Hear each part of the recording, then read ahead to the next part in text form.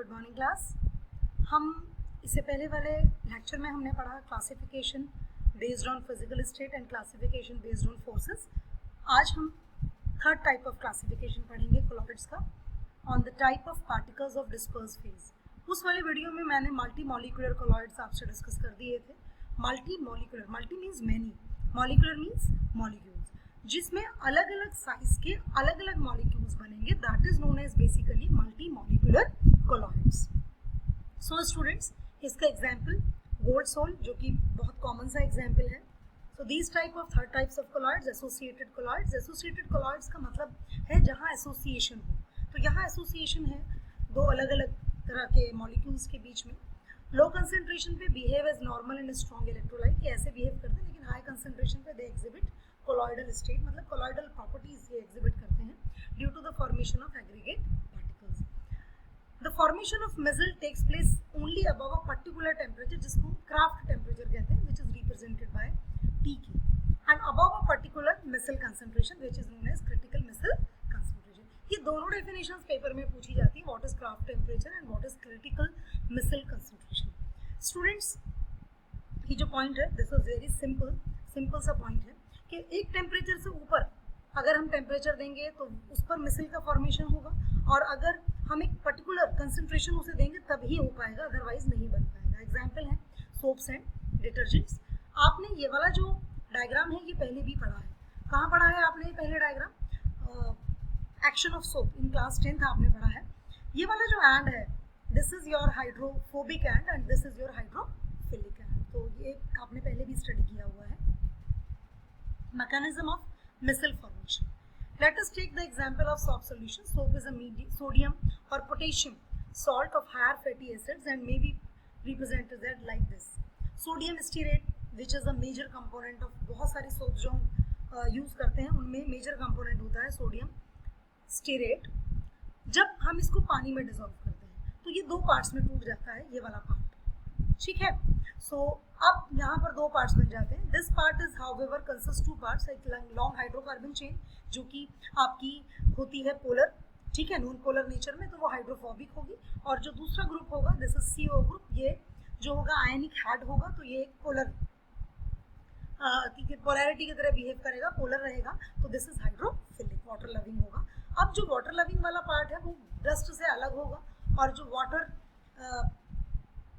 Attracting है वो तो वाटर के पास होगा, जो वाटर रिपेलिंग है वो डस्ट के पास होगा। तो जैसे ही डस्ट पर आपका हाइड्रोफोबिक एंड अपनी पकड़ बनाता है, और फिर उसके बाद जब आप रब करते हैं कपड़े को और वॉश करते हैं, तो पानी के साथ जो एक्स्ट्रा वाटर डालते हैं, हाइड्रोफिलिक जो एंड है वो उसके साथ खींचकर बाहर आता है, और वो भी हाइड्रोफोबिक एंड को भी खींचकर ले आता है, और जिस वजह से कपड़े से मैल बाहर निकल जाती है। Basically this is the function. These micelles में कंटेन एज मेनी एज 100 सच आयंस, ऐसे 100 या 100 से ज़्यादा आयंस वो कंटेन करती हैं। This is mechanism of micelle formation. ये हमने कंपैरिजन दिया है आपको मल्टी मॉलिक्यूलर, मैक्रो मॉलिक्यूलर और एसोसिएटेड कोलॉइड्स में। Draw this table in your copy and learn this. आप इसको लर्न करें। इसको डिफ्रेंशिएट अगर करने के लिए एग्जाम में आता है तो this is a very good method. इस तरीके से आपको डिफरेंसेस भी याद रहेंगे। Now preparation of lyophobic sols. अब हम प्रिपरेशन पढ़ेंगे कि लायोफोबिक सोल्स को हम किस किस मेथड से प्रिपेयर कर सकते हैं। सो सबसे पहला मेथड है कंडेंसेशन मेथड्स। कंडेंसेशन मेथड का मतलब है द पार्टिकल ऑफ एटॉमिक और molecular size are induced to form aggregates, मतलब कंडेंस करना, ठीक है, कंडेंसेशन करना। जो पार्टिकल्स होंगे एटॉमिक या मॉलिक्यूलर साइज के, जो एटम्स होंगे या मॉलिक्यूल होंगे, उनको इंड्यूस करके aggregates banana. This is basically एक मेथड है लायोफोबिक सोल्स को प्रिपेयर करने का। लायोफोबिक मतलब जो लविंग नहीं होंगी। क्या लविंग नहीं होंगी? जो आपका डिस्पर्जन मीडियम है वो उसको लव नहीं करेंगे, that is basically lyophobic sols, ठीक है। ऑक्सीडेशन मेथड है। Sulphur colloids are prepared by oxidation of H2S by oxygen. ये मेथड हम यूज करते हैं सल्फर कोलॉइड्स को बनाने के लिए। रिडक्शन भी हम यूज करते हैं। सिल्वर कोलॉइड्स जो है वो हाइड्रोजन गैस जब हम उससे पास करते हैं तो सैचुरेटेड एक्वा सॉल्यूशन बन जाता है सिल्वर ऑक्साइड का, and that is basically method जो है वो रिडक्शन है। एंड ये मेथड जो है 65 डिग्री सेल्सियस पर होता है। Next is hydrolysis. हाइड्रोलिसिस आप जानते हैं, वाटर की प्रेजेंस में ब्रेक करना, वाटर का ब्रेक होना और उसके बाद सोल बनना, that is hydrolysis. Double decomposition, जहाँ पर 2 बार डिकम्पोजिशन आप देख सकते हैं, यहाँ 2 कंपाउंड्स है, दोनों का डिकम्पोजिशन हुआ है, तो दैट इज डबल डिकम्पोजिशन। और एक्सचेंज ऑफ सॉल्वेंट्स का मतलब है सॉल्वेंट ही एक्सचेंज हो गया, जैसे कि कोलोइडल सॉल्यूशन फॉस्फोरस का प्रिपेयर किया, एडिशन किया अल्कोहल का, एक सॉल्यूशन में दूसरे में फॉस्फोरस का किया है, तो वो एक्सेस ऑफ वाटर किया है, तो इसमें एक्सचेंज हो जाता है सॉल्वेंट का। These are the methods through which we can prepare lyophobic sols. अब मैं थोड़ा सा इसको डिटेल में एक्सप्लेन आपको करूंगी। Now preparation of lyophobic sols हम डिस्पर्शन मेथड से भी प्रिपेयर करते हैं बेसिकली कि किस तरीके से हम लायोफोबिक सोल्स को बना सकते हैं। तो this is the method, this is the dispersion medium, this is the ice bath लगाया जाता है, these are the electrodes. Electro disintegration, इसको ब्रैडिक्स आर्क मेथड भी कहते हैं। Electrical disintegration of a colloid solution, example alternating current pass through a gold solution. जब हम alternating current पास करते हैं तब जाकर हमारा लायोफोबिक सोल जो है वो प्रिपेयर होता है। इसकी थोड़ी सी जो ज़्यादा डिटेल है वो आपकी एनसीईआरटी बुक में भी दी हुई है, आप वहाँ से भी उसको पढ़ सकते हैं।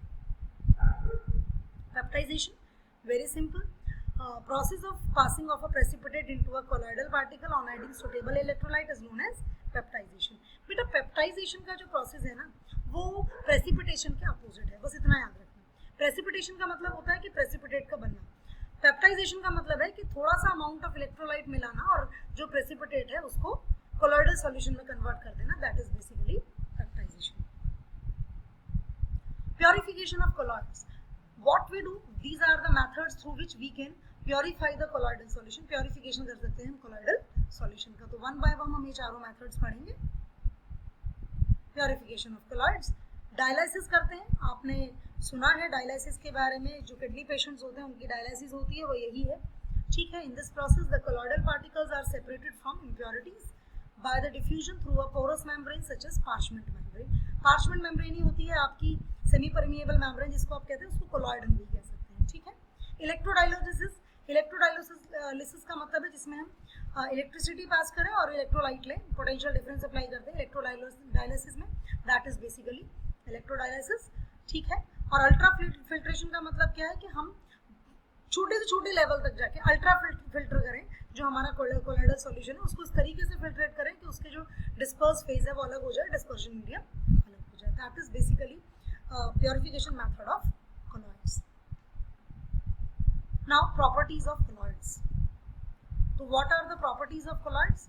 पहली प्रॉपर्टी टिंडल इफेक्ट, आपको पता है टिंडल इफेक्ट क्या होता है कि जब एक लाइट की बीम फॉल करती है किसी भी ऐसे, टिंडल इफेक्ट आपको समझाऊं बेटर होगा, इससे ज़्यादा बेटर होगा मैं आपको अगर समझाऊं टिंडल इफेक्ट। आपने ऑब्जर्व किया होगा कि जब एक हमारा अंधेरा सा कमरा थोड़ा होता है और सूरज की रोशनी उसमें कहीं किसी झरोके से आई होती है, तो वो जो लाइट होती है वो छोटे से पार्ट से एंटर करती है लेकिन वो बहुत ज़्यादा एरिया कवर कर लेती है आगे जाके, that is basically Tyndall effect, scattering of light, ठीक है। लाइट का स्कैटर हो जाना when any obstacle comes in its path, that is known as Tyndall effect. तो आप देख सकते हैं ट्रू सॉल्यूशन में कुछ नहीं है, लेकिन सोल में जो है वो टिंडल इफेक्ट शो होगा, स्क्रीन पर आपको नजर आएगा। Charge on colloidal solution, colloidal solution पर जो चार्ज होता है दो तरह के होते हैं, तो पॉजिटिवली चार्ज सोल्स होती है, एक नेगेटिवली चार्ज सोल्स होती है। बेटा इसमें बेसिकली जो हमारे एग्जाम में पूछा जाता है वो एग्जाम्पल्स पूछे जाते हैं, पॉजिटिवली चार्ज सोल्स के एग्जाम्पल्स या नेगेटिवली चार्ज सोल्स के एग्जाम्पल। तो आप ये चीज़ बिल्कुल याद करें, इनके दो दो तीन तीन एग्जाम्पल्स जितने भी आपकी बुक में दिए हुए हैं वो तो आपको करने ही करने हैं। उसका रीज़न है, अगर आप ये सारे के सारे एग्जाम्पल्स इसके लर्न करेंगे तो आपके क्वेश्चन के सही होने के चांसेस ज़्यादा होंगे। तो दिस इज़ फॉर टुडे, आज के लिए इतना ही, कल फिर एक नए टॉपिक